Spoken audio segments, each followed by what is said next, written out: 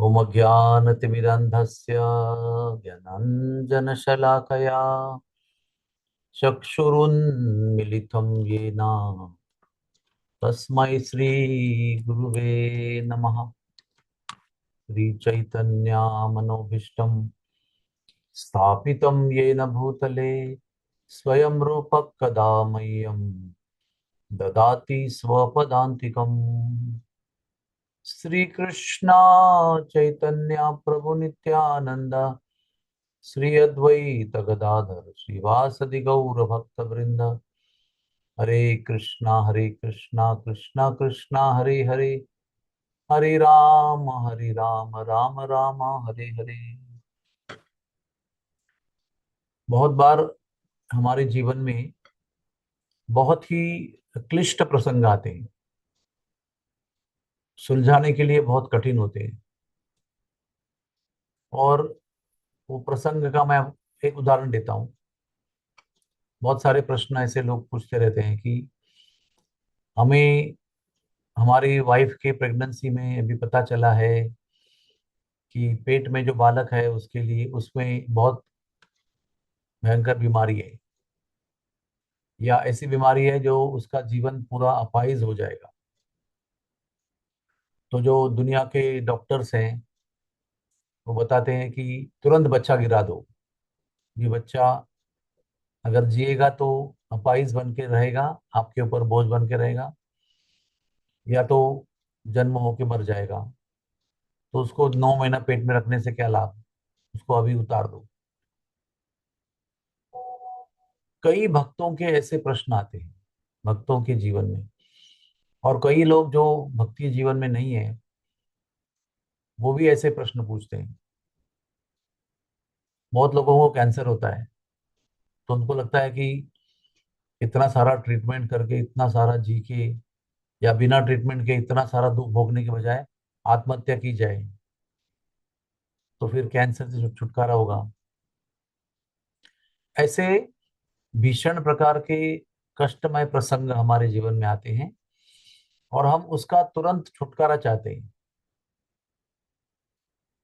लेकिन जो व्यक्ति कर्म की कर्म का सिद्धांत, कर्म थियरी समझता है, उसको ये जानना चाहिए कि जो भी होता है वो हमारे पूर्व कर्मों के अनुसार होता है। कौन से कर्मों के कारण हो रहा है ये पता नहीं चलेगा, लेकिन अनेक पूर्व जन्मों के जितने भी संचित कर्म हैं उसके परिणाम स्वरूप हमारे जीवन में अलग अलग प्रसंग, अलग अलग चुनौतियां, अलग अलग कष्टप्रद प्रसंग आते रहते हैं। और उनमें से छुटकारा प्राप्त नहीं होता है। जब तक वो कर्म हम नहीं भोगते हैं तब तक हम उससे छुटकारा नहीं पा सकते, रिलीफ नहीं होता है उससे। हम लोग फिर उसको मैनिपुलेट करना चाहते हैं, ये कंधे का तकलीफ उस कंधे में रखना चाहते हैं, या तो उस तकलीफ को पोस्टपोन करना चाहते हैं। लेकिन व्यक्ति को अपने कर्म स्वयं ही भोगने पड़ते हैं। हमारे साथ हमको दुखी देखकर हमारे प्रियजन दुखी हो सकते हैं, लेकिन वो हमारे कष्ट को अपने ऊपर नहीं ले सकते हैं। एक माँ कहेगी अरे मेरे बेटे को कैंसर हो रहा है, तो भगवान वो कैंसर मुझे दे दे और उसको कैंसर से मुक्त कर दे। इच्छा बहुत अच्छी है, वात्सल्यपूर्ण है, लेकिन ऐसा होता नहीं है। बालक हो, बुजुर्ग हो, युवा अवस्था में व्यक्ति हो, अपने अपने कर्मों का हिसाब किताब अपने को स्वयं करना पड़ता है। फिर बहुत लोग कहते हैं कि अरे हमारे अंदर उतनी शक्ति नहीं है, हम तो टूट रहे हैं, हमारा मानसिक धैर्य समाप्त हो रहा है। तो होता यह है कि वो इजी छुटकारा पाते हैं। और इजी छुटकारा जैसे एबॉर्शन कर लो, ताकि ना रहना बांस, ना बजेगी बांसुरी, नया बच्चा पैदा करो। लेकिन वो जानते नहीं है कि एक कर्म से छुटकारा पाने के लिए हम दूसरा एक भयंकर कर्म करते हैं, और कर्मों का सिलसिला और बोझा इतना बढ़ाते हैं कि हम जन्म जन्मांतर तक यहाँ आते ही रहेंगे। और चैतन्य महाप्रभु क्या कहते हैं कि इसी जन्म में भगवान नाम का, भगवान नाम के कीर्तन का आश्रय लेकर हमें भगवत धाम जाना है। और एक तरफ हमारे साथ चुनौती है कि हमारे ये जो भयंकर कर्म भगवान की इच्छा से हमारे जीवन में आए हैं, उनको कैसे निपटे, कैसे उनका सामना करें। तो आंतरिक धैर्य सब व्यक्ति को आवश्यक है, जिससे हम संकटों का और हमारे कर्मों का सामना कर सकते हैं।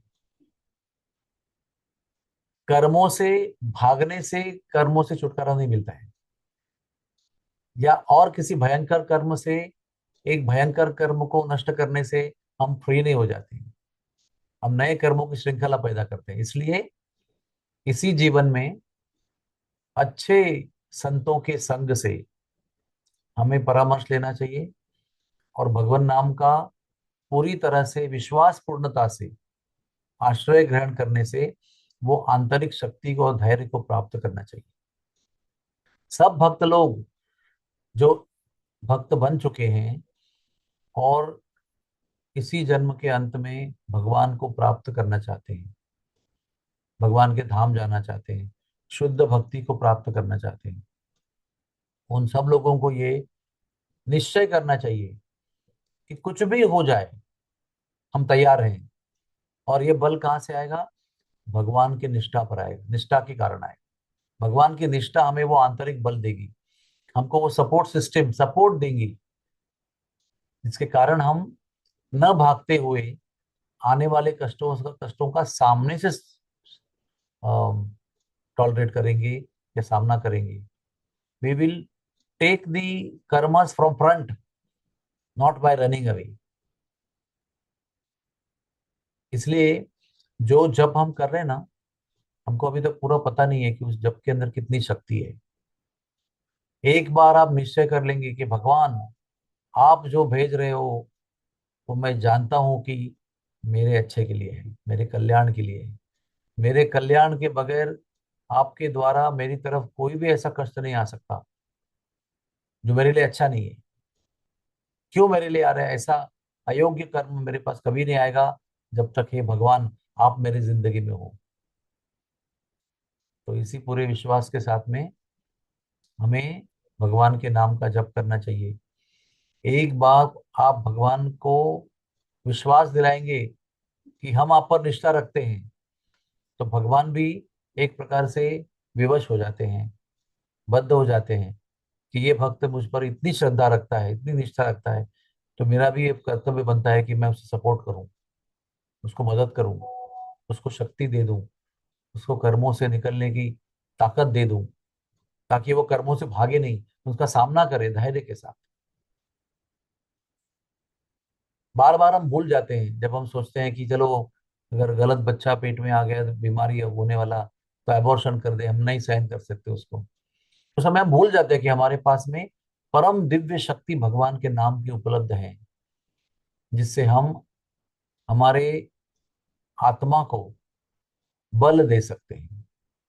और वो आत्मबल इतना शक्तिशाली होता है कि वो विश्व के किसी भी शक्ति को, किसी भी कष्ट को झेल सकता है।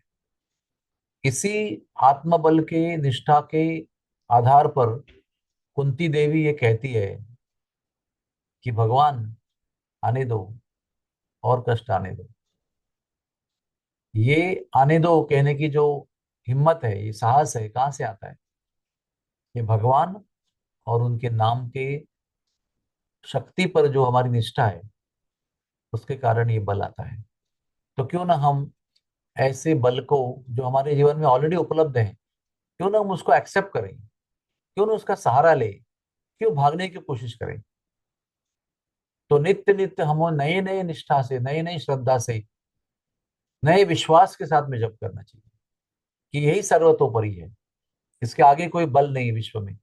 बाकी सारे बल जो है इसके नीचे हैं, सेकेंडरी दुय्यम दर्जे की जो बल है वो सब इसके नीचे हैं। सर्वोत्तम बल जो है वो भगवान का नाम है।